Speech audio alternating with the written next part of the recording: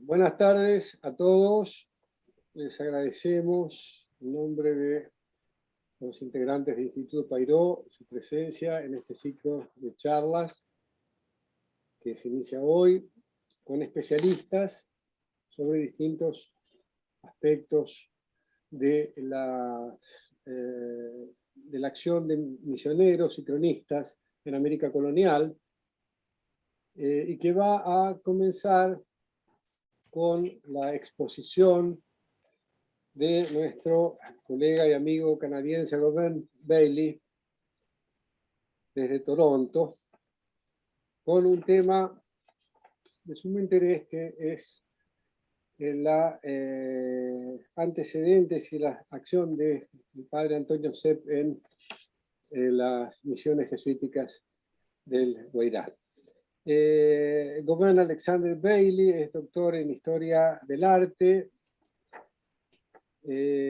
por Harvard University. Tiene la cátedra Alfred e Isabel Bader sobre arte barroco del sur en Queen's University en Canadá, y ha tenido becas de la Fundación John Simon Guggenheim, del Centro Universitario de Harvard para Estudios del Renacimiento Italiano, Villa Itati, y la British Academy. Es miembro de la Sociedad Real de Canadá y en 2014 fue elegido corresponsal extranjero por la Academia de Inscripciones y Letras Hermosas en el Instituto de Francia. Ha publicado, de Bellas Letras, ¿no? Leyendo la traducción, de Francia. Ha publicado 9 libros, es coautor de 7 más, y ha escrito unos 80 artículos. Contribuye regularmente con reseñas de libros en The Barrington Magazine y The Art Newspaper. Sus libros recientes incluyen The Palace of Sanssouci en Millau, Haití, de 2017, Architecture and Urbans in the French Atlantic Empire, de 2018, y está a punto de aparecer el título que veían en pantalla, que es su 10º libro, y que se llama The Architecture of Empire, France in India and Southeast Asia, 1664-1962. Bueno, los dejo con Govan para escuchar su exposición sobre estas creaciones bárbaras en Paraguay. Gracias, Ricardo. Bueno. En 1697, el misionero, dramaturgo y músico jesuita Anton Sepp von Reinig de Kaltern, en Tirol del Sur, se convirtió en la primera persona de habla alemana en fundar una misión en la legendaria República del Paraguay jesuita, la reducción guaraní de San Juan Bautista, al este del río Uruguay, ahora en Brasil. Un verdadero golpe de gran impacto entre los católicos alemanes. Este hecho condujo a la publicación de 2 bestsellers. El primero de estos, junto con Anton Böhm, Reichsbeschreibung, Nürnberg 1696, y su secuela de Sepp, Solitario, Continuación oder Fortsetzung, Ingolstadt, 1710, que combinaban historias de aventuras de capa y espada con descripciones del trabajo misionero, y en los que se hacían repetidas comparaciones con Alemania para así familiarizar a los lectores con una vasta tierra en las antípodas, en sus palabras, más grande que todas las provincias alemanas, neerlandesas, francesas e italianas juntas. Un tercer libro inédito, llamado Paraguayischen Blumengarten o Jardín de Flores Paraguayo, 1714, subsiste aún en forma de manuscrito, aunque fragmentario, Los libros fueron considerados como óptimos para motivar a los jóvenes que se preparaban para el trabajo pastoral o misionero, y se guardaban en las bibliotecas de la compañía en toda Baviera y más allá, incluidos los noviciados y las casas profesas. El sentimiento patriótico era intenso. En ocasiones, los libros de Sepp parecen ser tanto acerca del triunfo de las costumbres germánicas como sobre la conversión al cristianismo. Sepp estaba especialmente orgullosa de que España confiera en los alemanes étnicos la conducción de las misiones en lugar de los franceses, y dijo que es la única nación odiada y prohibida en España. En mayo de 1691, al poner por primera vez sus pies en Paraguay, Sepp y Böhm erigieron incluso una cruz con la palabra Germania inscrita en ella, como si tratara de conquistadores en lugar de sacerdotes. Sepp buscó infundir a su colonia cristiana, como yo llamo colonia, de un carácter específicamente alemán, vinculándola con su tierra natal a través de la música, la escultura, la arquitectura e incluso la medicina. Ornamentó su nueva iglesia con un retablo inspirado en uno que se encontraba en el noviciado jesuítico de Landsberg am Lech en Baviera, y con un púlpito similar a uno en Augsburgo. Y enseñó a los músicos guaraníes a tocar instrumentos de estilo alemán, incluido el primer órgano de tubos que hubo en las misiones. Sin embargo, el símbolo más evidente de identidad germánica fue la capilla octagonal del cementerio, una réplica del Gnadenkapelle o Heilige Kapelle, capilla sagrada, de Altötting, 91 kilómetros al noreste de Múnich, y posiblemente la iglesia de peregrinación más importante del mundo de habla alemana. Los eruditos saben desde hace tiempo del simulacro que Sepp hizo de la capilla de Altötting. En 2006, un sacerdote alemán incluso la reconstruyó al otro lado de la carretera desde las ruinas de la misión. Pero ninguno se ha preguntado por qué Sepp eligió este santuario en particular. La decisión de promover el Gnadenkapelle y su milagroso Gnadenfigur, imagen sagrada de la Virgen y el Niño, fue bastante deliberada. Su rica gama de asociaciones históricas, políticas y espirituales la convirtieron en la pieza central perfecta para una misión alemana en el Nuevo Mundo. La motivación primera de Sepp fue política. Pertenecía a la provincia jesuita de Germania Superior, con asiento en Múnich, sede de los Wittelsbach, electores de Baviera.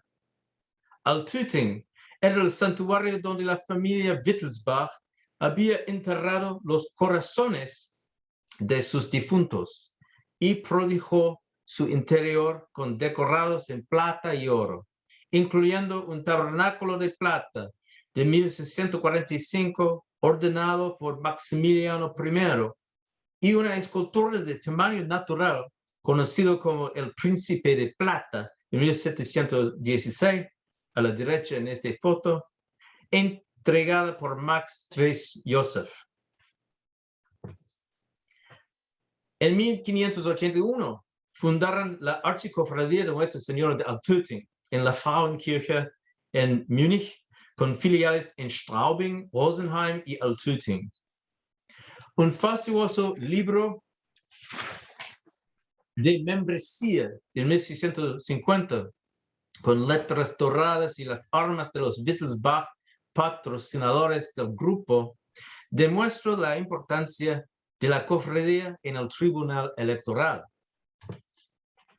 El santuario del Altötting y la Madonna incluso adornaban las banderas del regimiento de infantería bávara durante la Guerra de los 30 años, bajo el mando del lugarteniente general de Maximiliano I, Johann Zerklaas Graf von Tilly, líder supremo de la Liga Católica y él mismo un devoto del santuario.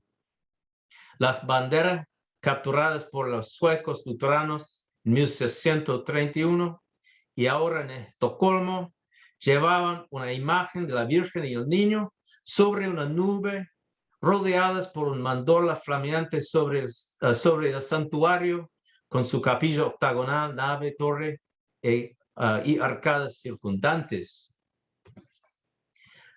Más significativamente aún, el santuario tenía una resonancia específicamente jesuita, lo cual no debe sorprender, ya que habían sido los Wittelsbach quienes trajeron a los jesuitas a Baviera en 1556 y construyeron para ellos la gigantesca Michaelskirche de Múnich, que se convirtió en el panteón familiar. El primer jesuita en visitar Altötting fue Pedro Canicio, que presidió allí un exorcismo en 1570.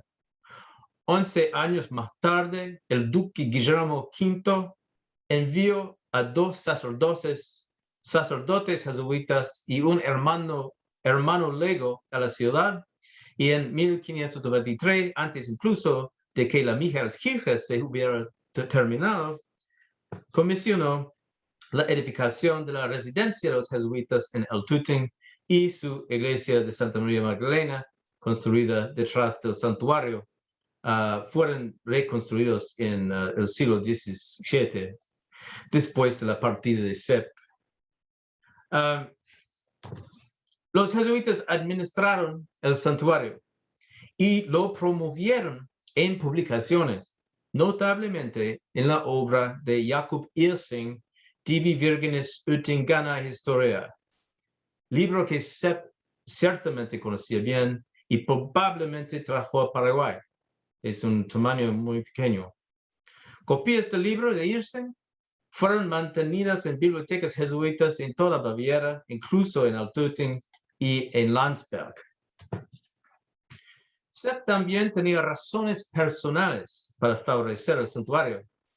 En 1688-89 emprendió su tercera probación, un periodo de formación final de 10 meses en la residencia de Altötting. De manera similar, su aprecio por Landsberg am Lech puede atribuirse al tiempo que pasó en el noviciado de esa ciudad entre 1674 y 76. Cuando estaba en Altötting, la popularidad del culto había alcanzado nuevas alturas. 4 años antes, 1682, un número sin precedente del culto había alcanzado nuevas alturas. Un número sin precedente de más que 100,000 peregrinos visitaron el santuario en comparación con los 800 de 1593. Es una gran diferencia. Los canónigos de Altötting le entregaron a Sepp una copia del Gnadenfigur para que lo llevara a Paraguay, el que supuestamente incluía una astilla del original en su interior. Si bien los estudiosos sostienen que Sepp trajo múltiples copias consigo, todas las evidencias dicen lo contrario. Sepp llevó su estatua a todos los pueblos en los que trabajó antes de depositarla definitivamente en San Juan, y siempre se refiere a ella en singular. En el Paraguayische Blumengarten escribe acerca de la milagrosa pequeña estatua del santuario de la Madre de Dios de Alten-Uttingen que traje conmigo desde Alemania. Fin de la cita. Y en continuación, oder Fortsetzung, se refiere a la milagrosa escultura del santuario que los reverendos canónigos de la antigua Uttingen amablemente me entregaron cuando partí hacia Indias. Revisando el pasado de Altötting, uno se encuentra con un aún más amplio repertorio de asociaciones alegóricas y simbólicas que hacen de este ideal para la misión de ser. De hecho, su misma legitimidad se fundamentaba en su historia de 1000 años, como orgulloso consta en los documentos de la cofradía. Sin embargo, fue la capilla octagonal y no el culto la que contaba con este pedigrí. El octágono Altötting es de piedra de toba con un diámetro exterior de más que 9 metros y uno en torno de 6 metros. El exterior es octagonal solo en la planta superior. Sin embargo, como la planta inferior queda oculta detrás de la galería, no queda a la vista del visitante y generalmente es representada como si tuviera 8 lados en ambas plantas. Está coronada por una cúpula semicircular que ahora se encuentra oculta por una alta torrecilla de madera. Si bien no hay acuerdo entre los estudiosos acerca de su fecha, algunos afirman que fue construida por el duque Otón en el año 572, mientras que otros la datan entre los siglos X y siglo XI.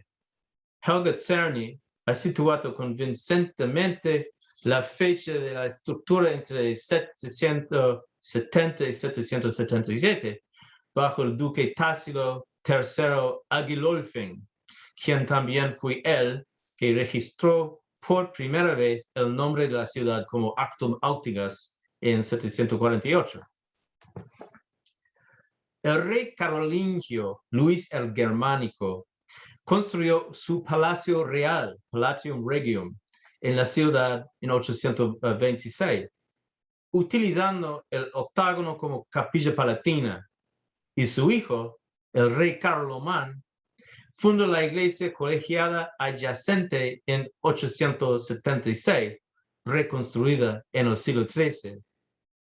Fue durante el reinado de este último cuando se menciona por primera vez en 877 la capilla, Capellum ad Uttingas.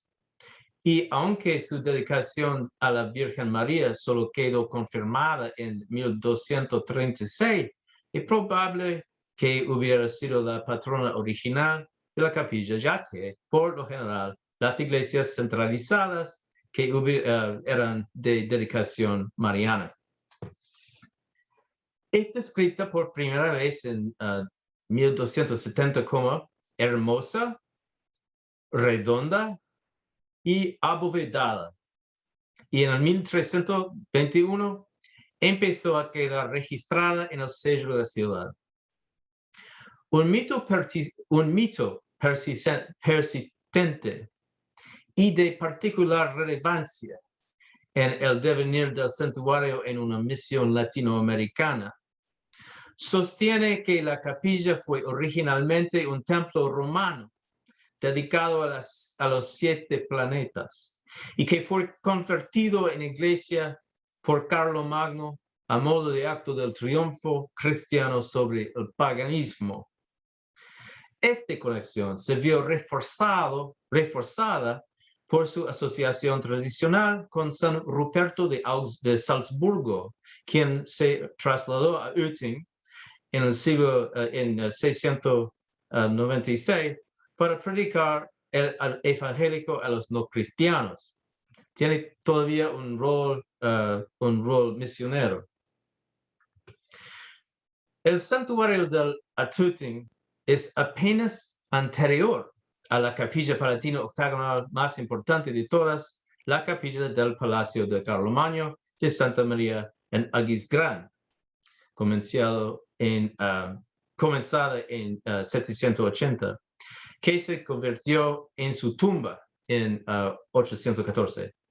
La capilla de Aquisgrán fue construida siguiendo el modelo de la iglesia de San Vitale de Ravenna, el Santo Sepulcro de Jerusalén y Santa Sofía de Constantinopla. Y probablemente la capilla de Altötting evocaba estos mismos edificios. La utilización de parte de Luis y Carlomán del octágono como una capilla palatina habría querido evocar a Aquisgrán y su aura de poder sacro y político, a la que los gobernantes que se percibían a sí mismos como herederos estaban obligados a responder.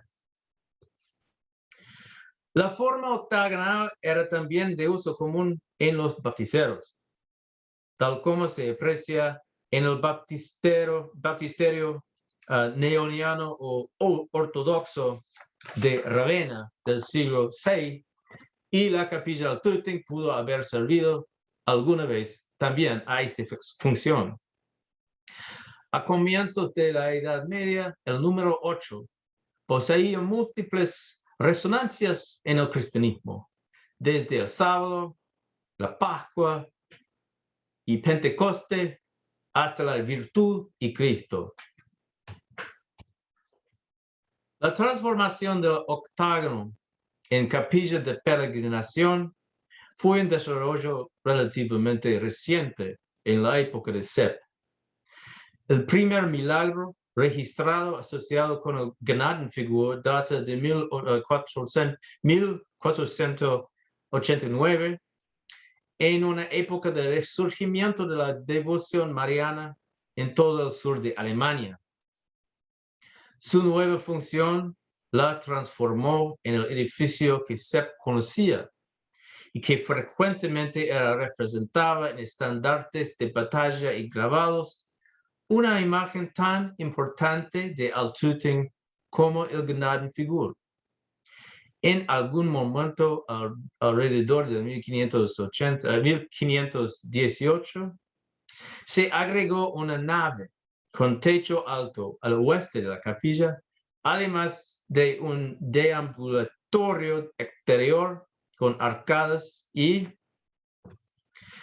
en 1520 se instalaron los primeros paneles en la pared interior de la galería con representación de milagros, y que hoy ha quedado casi completamente superpuesta por exvotos. En 1674, el elector Fernando María contrató al arquitecto Enrico Zuccalli para encerrar el octágono en un enorme complejo barroco, rodeado por una plaza inspirada en la de San Pedro de Roma, aunque el proyecto nunca se llevó a cabo. El Gnadenfigur es una escultura de madera de tilo, oscurecida al humo de principios del siglo XIV, que representa a la Virgen colocada sobre una pequeña base con una corona en la cabeza, sosteniendo al Cristo Niño sin corona en su mano derecha, y un cetro, no original, no en esta imagen tampoco, en su izquierda. La Virgen inclina levemente la cabeza hacia el niño, y este hace la benedicción con su mano izquierda mientras sostiene una manzana en su mano derecha. La Virgen viste un velo y sus atavíos cubren su cuerpo estrecho en forma de S en elegantes pliegues góticos sostenidos por un broche. Sin embargo, estas sutilezas, al igual que los gestos del niño Jesús, generalmente quedan ocultos detrás de abultadas vestiduras de brocado y de las coronas enjolladas que habitualmente son colocadas en las cabezas de ambas figuras. Las primeras representaciones del Gnadenfigur presentan pocas semejantes con el original. En las armas de la ciudad de Neuötting se le representa sedente. Los primeros grabados en los libros de milagros de Nuremberg y Augsburgo en el siglo XV la representan como la Virgen del Apocalipsis y la Virgen del Rosario, respectivamente. Y en una xilografía de cerca de 1540 de la escuela del Danubio se representa una Virgen sin corona, sosteniendo un crucifijo y una calavera.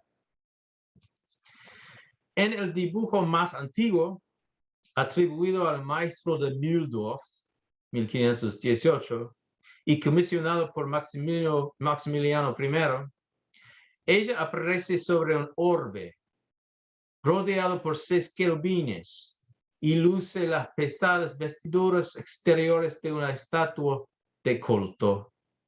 Ambas figuras se representan adornadas espléndidamente con cadenas, amuletos devocionales e escudos de armas, con coronas y halos, y en su caso la corona del Sacro Imperio Romano. Rafael Sadler hizo el primer grabado que realmente se parecía a la escultura original, 1607. Se encuentra en un retablo gótico con los santos Catalina y Margarita, y incorpora en su parte inferior una viñeta de la capilla. Con frecuencia fue copiado, y así se aprecia en el frontispicio iluminado de 1650 de Livia Lotz en el libro de Patronazgo de la Confraternidad de Múnich, y al otro lado en un grabado del Atlas Marianus de Wilhelm Gumpenberg, 1657. Un inventario de 1748 de la biblioteca de la Casa de los Jesuitas en Altötting confirma que posee varias copias de la empresa de Sadler, siendo incluso posible que Sepp trajera una con él. También es representada con frecuencia entre el santuario y la iglesia jesuita, como a la derecha, o como en este caso, la iglesia abacial. Bueno, a la derecha no es la iglesia jesuita, es la iglesia abacial más antigua. Bueno, ¿dónde estamos? La gran mayoría de los grabados son muy posteriores a la muerte de Sepp. Después de 1736, se entregaba a los peregrinos grabados baratos del Gnadenfigur y del santuario, a razón de 600 por año. Sin embargo, la única copia del Gnadenfigur que Sepp realmente mencionó fue su propia estatua de madera. Las copias talladas eran incluso menos comunes que los grabados. De hecho, solo 11 esculturas de los siglos XV al XVII de madera, de tilo, arcilla o piedra sobreviven en Baviera. Y probablemente habían sido comisionadas por grupos como las cofradías de Altötting o como Madonas domésticas. Tienden a seguir de cerca el estilo del original, con figuras alargadas y sinuosas, vestimentas góticas que cuelgan amarradas en su parte superior por un broche y con su Cristo Niño muy rígido. Algunas son policromadas y parcialmente bañadas en oro con caras negras, mientras que en otras se utilizan tonos de piel. Sus alturas varían entre 42 a 67 centímetros y la mayoría se encuentra sobre un pedestal. Algunos incluso pueden haber sido copiadas directamente a partir del original, pero ninguna fue realizada por la misma mano, y es poco probable que hubiera un taller haciendo copias en Altötting. La afirmación de un académico de que cientos de miles de esculturas de madera y metal se hicieron en toda Alemania no ha sido demostrada. De hecho, es bastante excepcional que Sepp haya podido llevar una a América del Sur para que sea su embajadora espiritual, y es un signo de la importancia de su misión para la Bavaria católica. Sepp fue un verdadero pionero, uno de los primeros misioneros de habla alemana en Hispanoamérica. En 1664, cuando no había suficientes españoles para organizar sus misiones en expansión, la corona acordó romper su prohibición a la inmigración de extranjeros y admitió el ingreso de algunos cuantos sacerdotes no españoles. 10 años después, un tercio del personal misionero provenía de estados vasallos y tierras del Habsburgo, esta vez incluyendo hermanos laicos, pero no la laicidad. Sepp llegó con el primer gran contingente de jesuitas no españoles en 1691, en un barco con 44 pasajeros, incluyendo, en sus palabras, españoles, italianos, holandeses, sicilianos, sardos, genoveses, milaneses, romanos, bohemios y austriacos, y yo, un tirolés. Fin la cita. Después de una breve estadía en Buenos Aires, pasó 6 años en reducciones a ambos lados del río Uruguay, como Yapeyú, ahora Argentina, Santa María de Fe, ahora Paraguay, y San Miguel, ahora Brasil. Este último a 20 kilómetros del río Uruguay, al sureste de San Juan, y la mejor conservada de todas las misiones, si bien el complejo actual fue reconstruido en 1735-45, mucho más tarde que la vida de Sepp. Al principio fundada para acomodar el exceso de población de San Miguel, San Juan Bautista se convirtió en una misión modelo para la región, planificada racionalmente con una amplia red de viviendas y calles y con la iglesia más grande de todas las jurisdicciones. Poseía además una importante escuela de música y pintura, escultura y talleres de manualidades de todo tipo. Sepp atribuyó su seguridad y éxito a la Virgen de Altötting, quien, al igual que él, en sus palabras, cruzó el gigante océano y aterrizó en Paraguay. Fin de la cita. El hincapié en su viaje transoceánico, de seguro, lo hizo para asociarla con Nuestra Señora de Loreto, otra Madonna y niño que volando cruzaron los mares, en este caso el Mediterráneo, a su santuario en Italia. Ambas Madonas eran negras y, más significativamente, ambas fueron identificadas con edificios. En el caso de Loreto, con la Santa Casa de Nazaret. Cabe destacar que Sepp hizo que su congregación recitara la letanía de Loreto frente a la estatua de la Virgen de Altötting, reflejando la práctica existente en Altötting, donde la archicofradía recitaba la letanía en el tercer día de su peregrinación. Los Wittelsbach también se dedicaron al culto de Loreto, y el ennegrecimiento de la Virgen de Altötting, que Thorsten Gebhardt sitúa en el siglo XVII, pudo haber sido llevado a cabo intencionalmente para asociarla con el culto del Loreto. Antes incluso de fundar San Juan, Sepp atribuyó a la Virgen milagros, y de manera particular durante una peste en 1695 a 1701, en la que el santuario de la estatua sagrada, o Bildstücklein en sus palabras, traída desde muy lejos a través de tantos ríos y mares en nuestra pobre tierra. Salvo vivas. Da la casualidad que la Virgen ya había demostrado sus poderes para detener la peste en Altötting en 1649.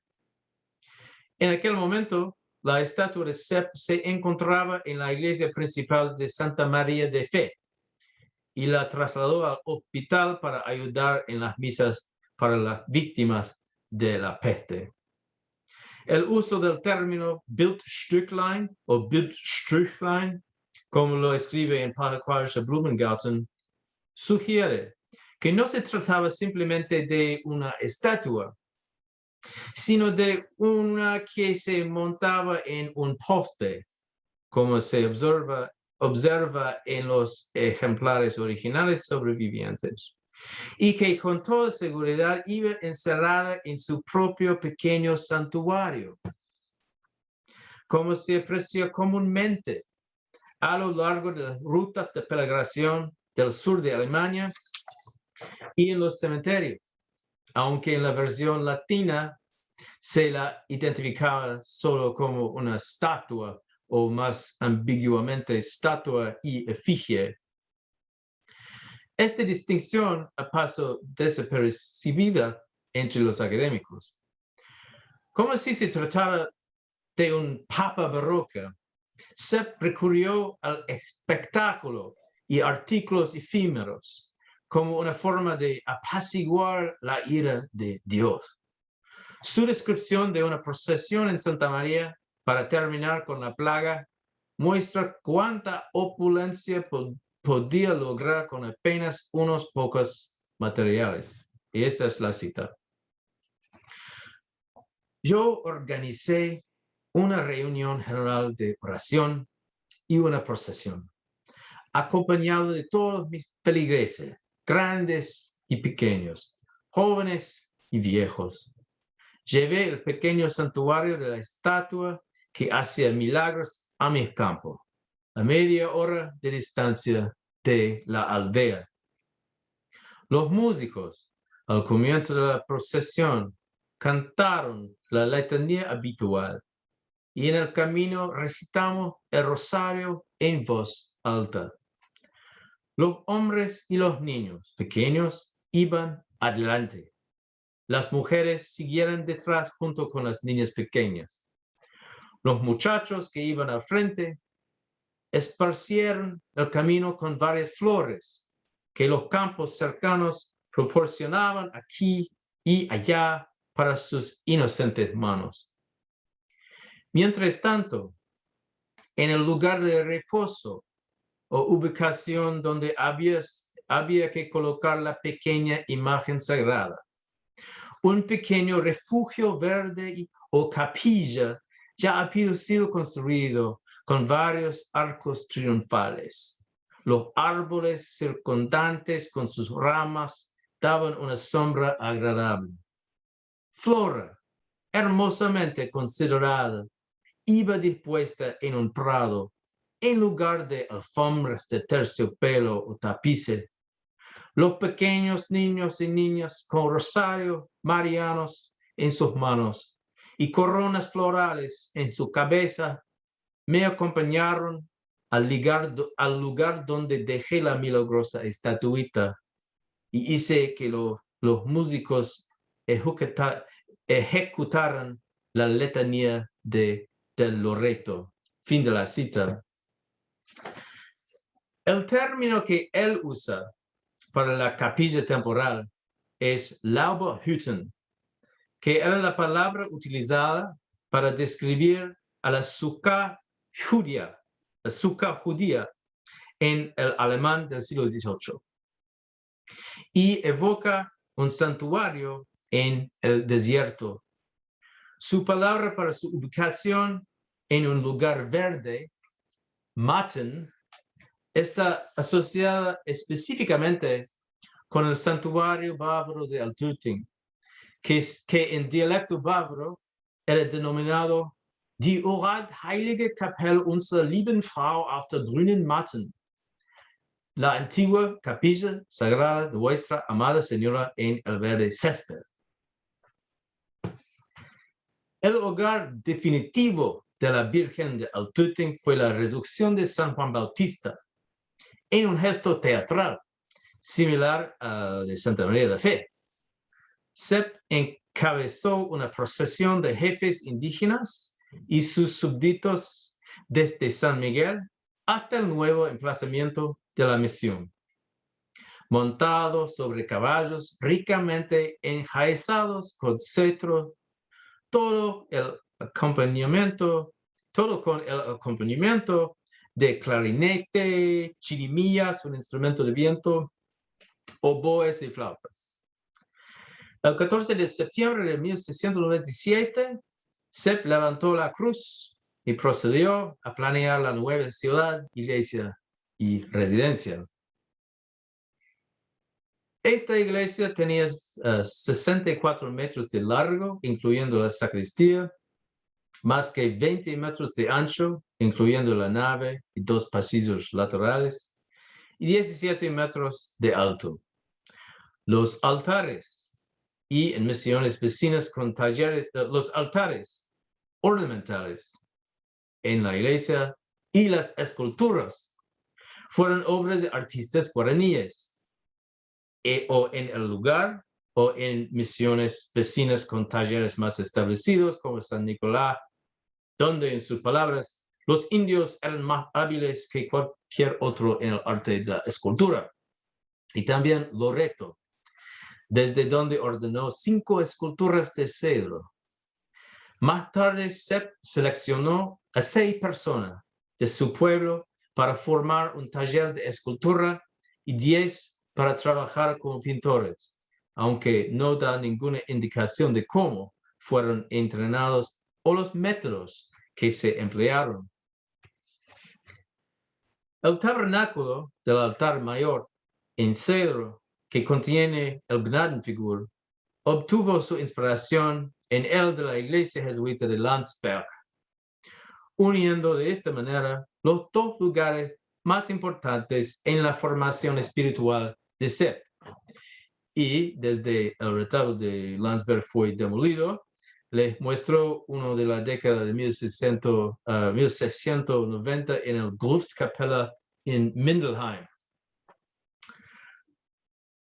Cito: no era diferente al altar comisionado por el reverendo padre Wolfgang Leinberger de Santa Memoria, mientras era maestro de novicios en Landsberg, a saber, 4 ángeles y 4 atlantes, llevando los cielos sobre sus hombros.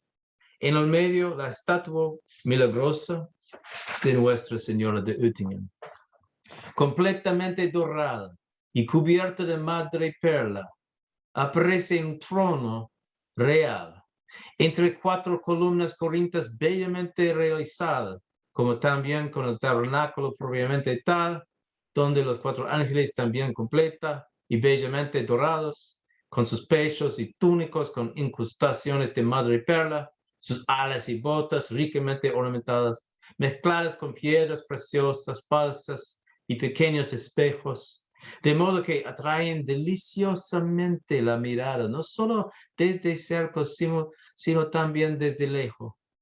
Una obra del tipo que nunca antes hemos visto en nuestras reducciones.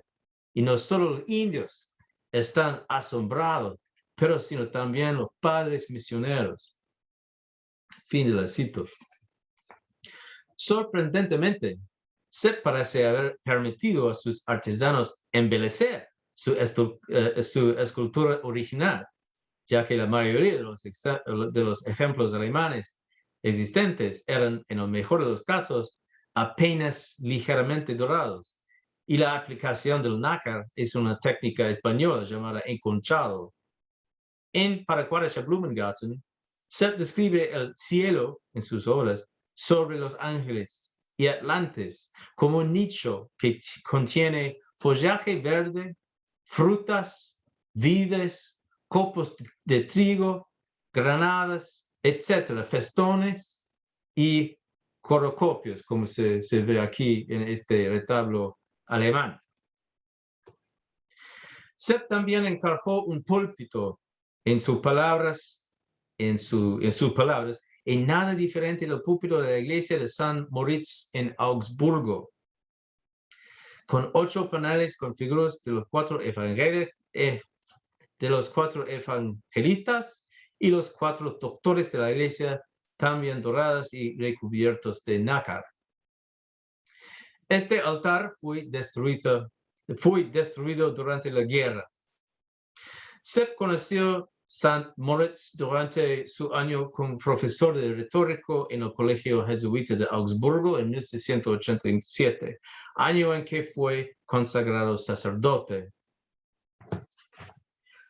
Una vez instalada ya la estatua con seguridad en la iglesia, Sepp construyó su simulacro del Gnadenkapelle en el cementerio, posiblemente basado en la figura 1 del libro de Irsing que se ve arriba.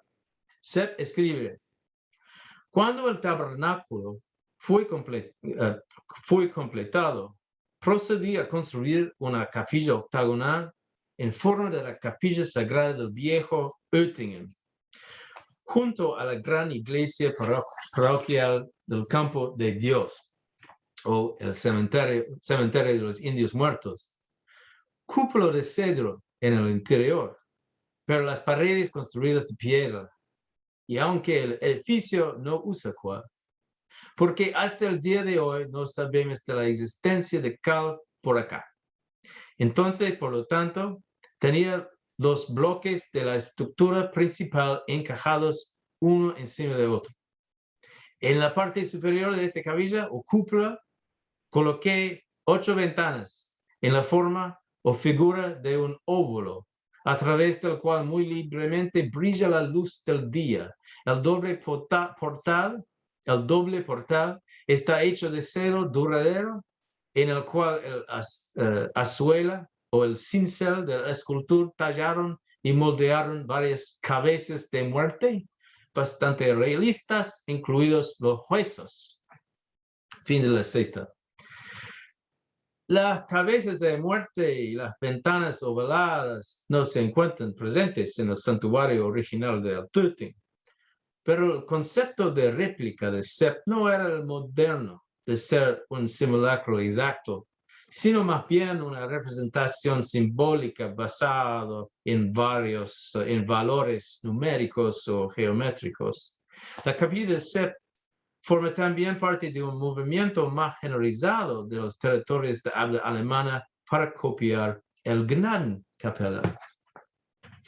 Si bien los simulacros de madera del Gnadenfigur eran escasos, las réplicas de la capilla no lo eran.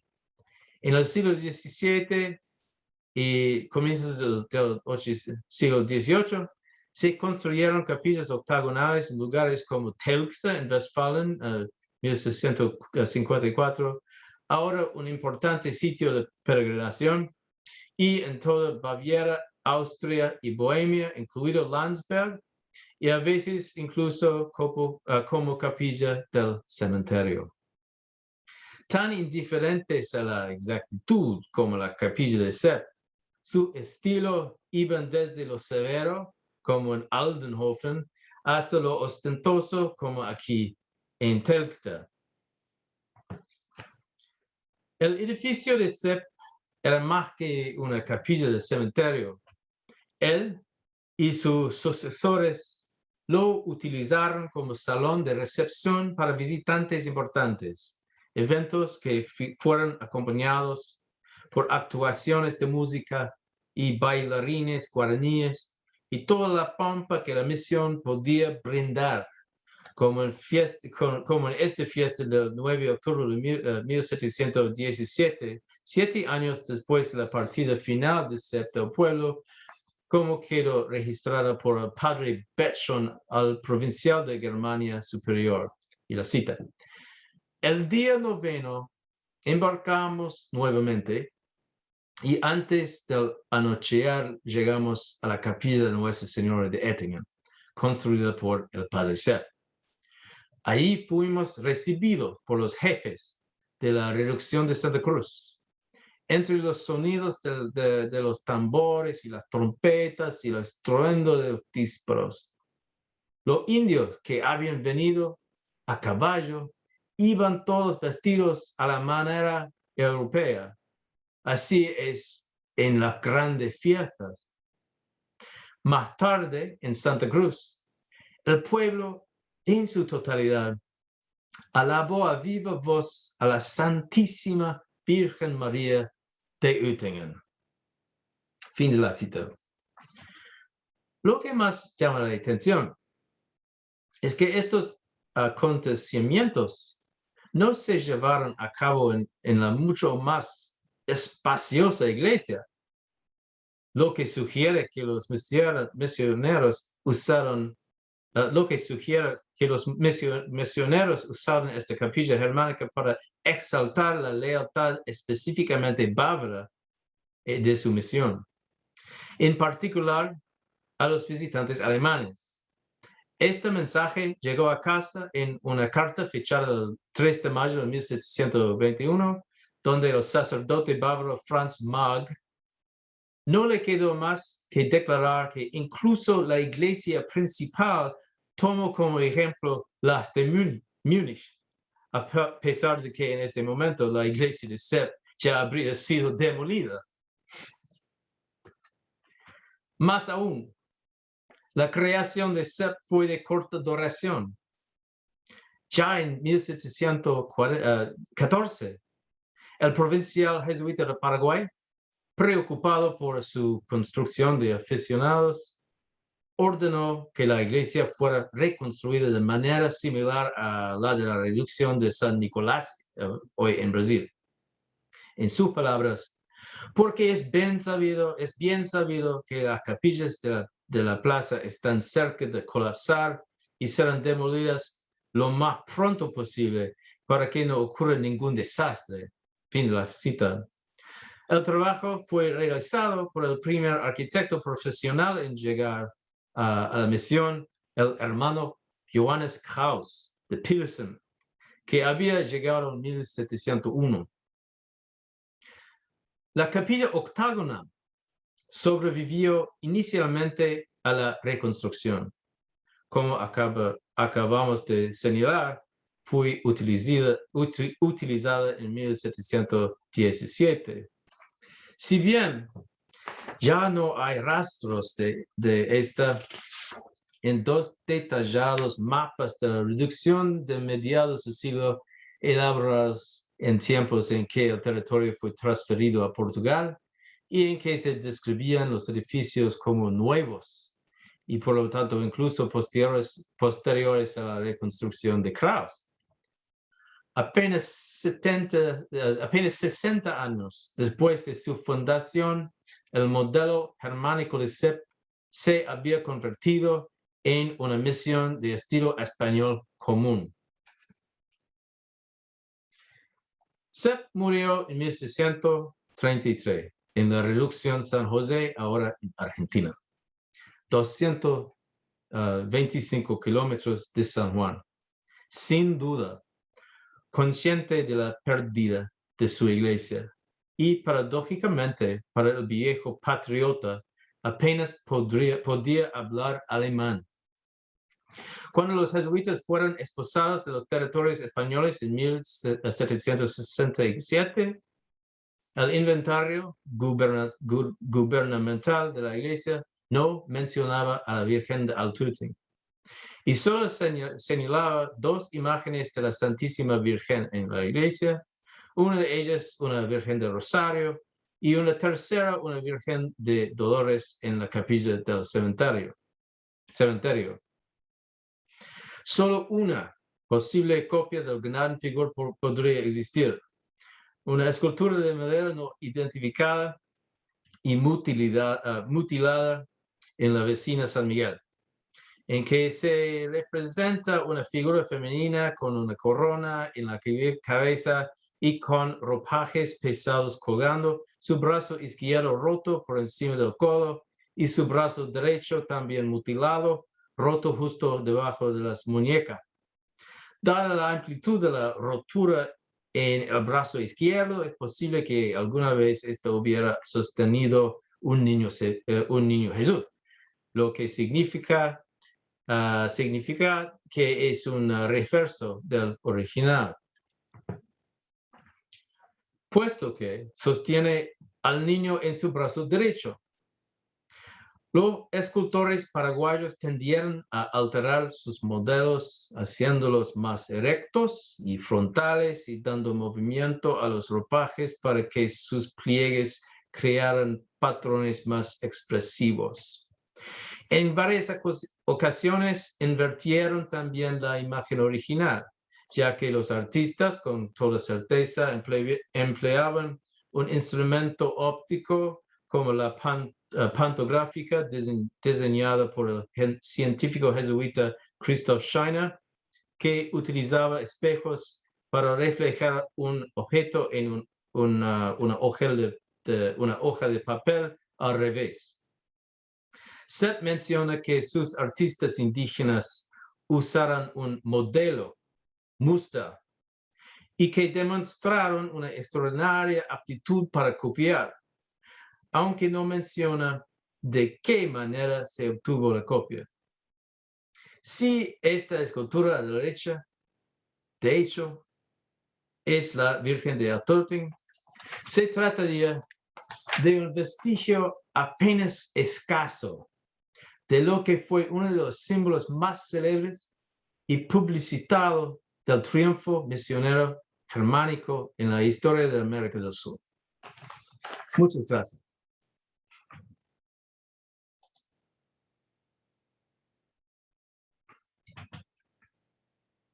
Muchas gracias, Rubén, por esta charla sumamente interesante, ¿no? Y que abre una perspectiva poco conocida dentro de la historiografía misionera.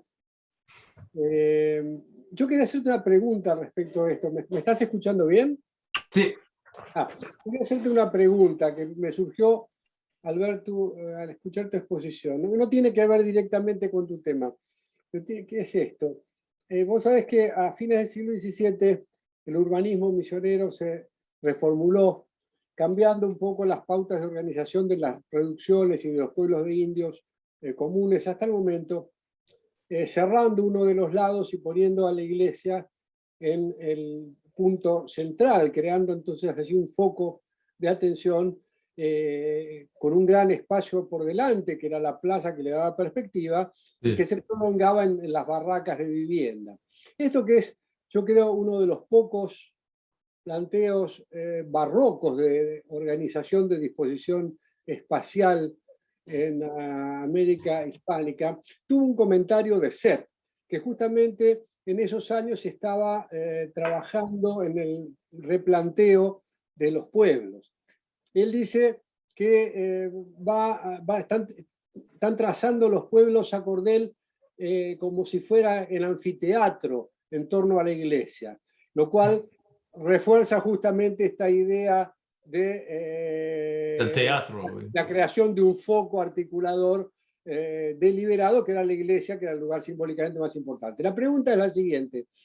¿Vos pensás que esta organización del espacio, esta organización urbana de las misiones, puede haber tenido influencia directa de Seth, que provenía de Europa Central, donde este tipo de planteos eran más conocidos, ¿no? Eran populares, ¿no?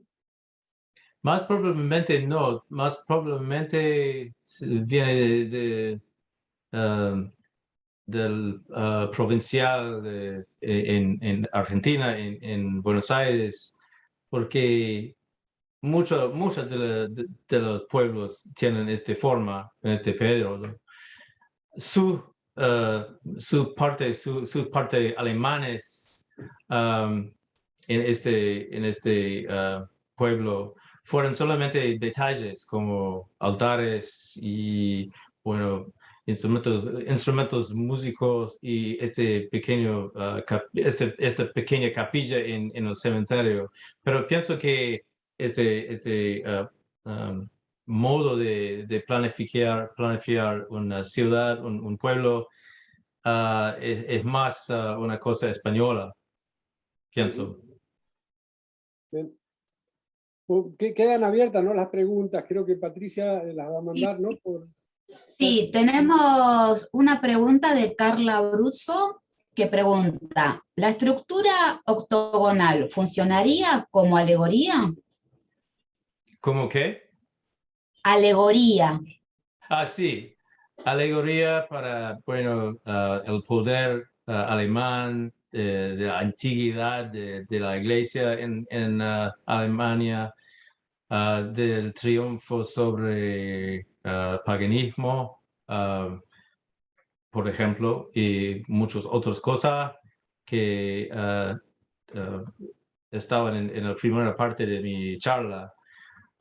Esta tradición viene del original en Alemania, pero la copia en Paraguay trae consigo todas estas referencias.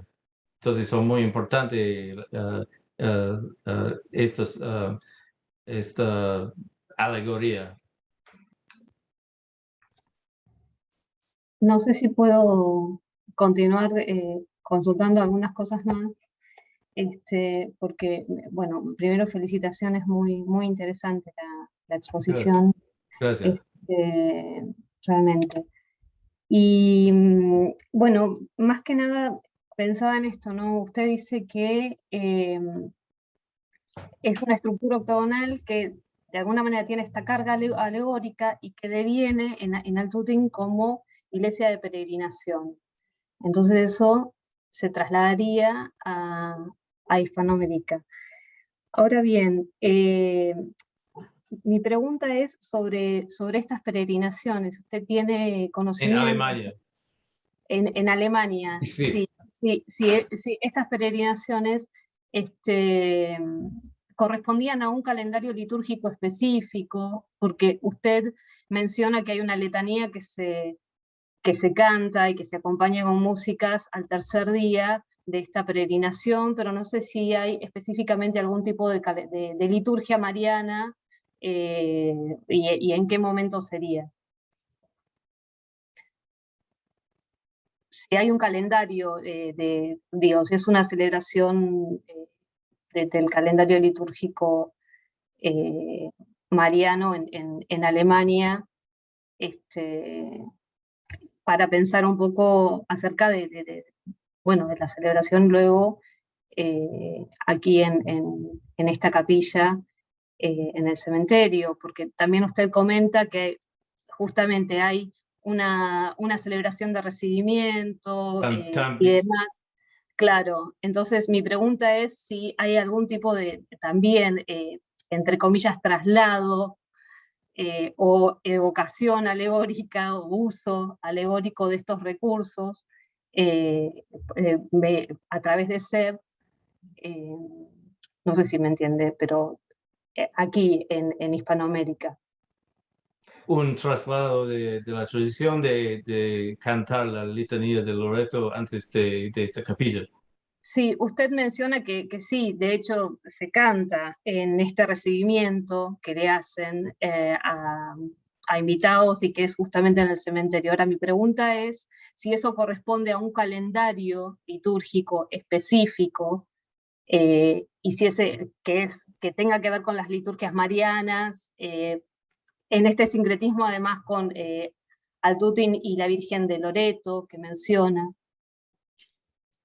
En Latinoamérica no sé, no tengo una respuesta. En Alemania sí, es una parte del año litúrgico, probablemente sí, pero no sé. Bien, gracias. Si hubiera más preguntas, pueden dejarlas por escrito en el chat para poder trasladárselas al expositor. Aún no hay más preguntas. Estamos invitando a los participantes, si quieren hacer alguna más, que las dejen por escrito, así te las podemos trasladar.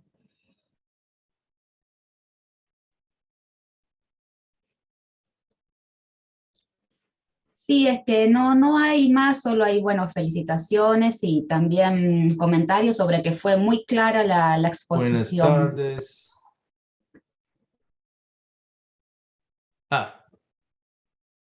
Carla Abruzzo. La estructura octagonal funcionaría como alegoría, sí, bueno, gracias. Aquí Juan Manuel Lontoya pregunta, desde lo Juan Manuel personal, Montoya, de mi sí, parte fue muy clara la explosión.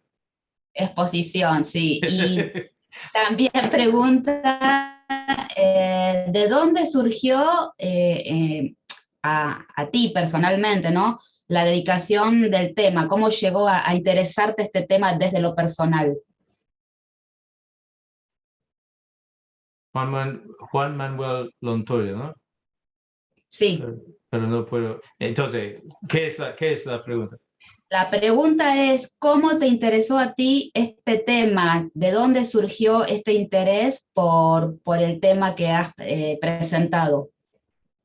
Bueno, me interesa porque siempre estoy interesado en misionarios no españoles en Hispanoamérica, particularmente los de habla germana, habla alemán, por la mayor parte en Argentina, en Chile, en el Cono Sur. Y en este caso fue muy interesante porque fue como su imagen fue como un conquistador español, pero un conquistador Wittelsbach, un conquistador alemán. Su rol religioso fue muy importante, pero identificación como alemán fue muy interesante, muy único en este periodo. Laura Bonasorte nos pregunta si además hay misioneros que no sean españoles, no jesuitas. Sí, hay misioneros no jesuitas que no son de España. ¿Esa es la pregunta? Sí, esa es la pregunta. Bueno, primeramente fueron jesuitas. No sé si hay ningunos que fueron de otros órdenes antes de la expulsión. Hubo cientos de alemanes de Centro Europa, pero jesuitas en este periodo.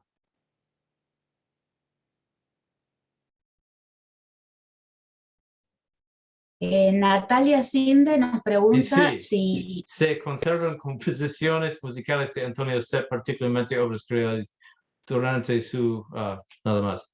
Sí, es verdad. El sí. resto...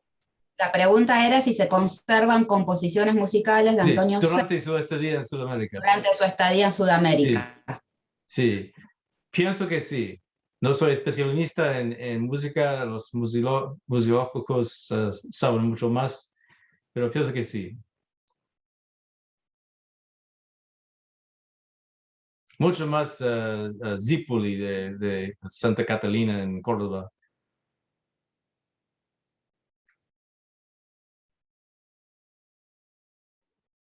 Perdón, Ricardo. hay varias grabaciones de música de Zipoli y de otros autores también, ¿no? Jesuitas, Sí, que están hechas acá, generalmente en Argentina. no sé cuánto tenemos de ser. Por lo menos Bueno, tenemos sus escritos. si no hay más preguntas, vamos cerrando. Y te agradezco nuevamente, Román, la exposición que ha sido realmente muy interesante. Muchas Eh, gracias, Ricardo. este, Quería mucho tomar una una copa de vino contigo, pero Sí, bueno, es al lo- momento es es lo- difícil. es lo propio. Pues Sí. ya Un llegará, un vino de honor. ya llegará. O Sí. hälsa på Danmark. Ujú. ¿Mm? Chao, chao. Ok, Hasta la- chao. Gracias.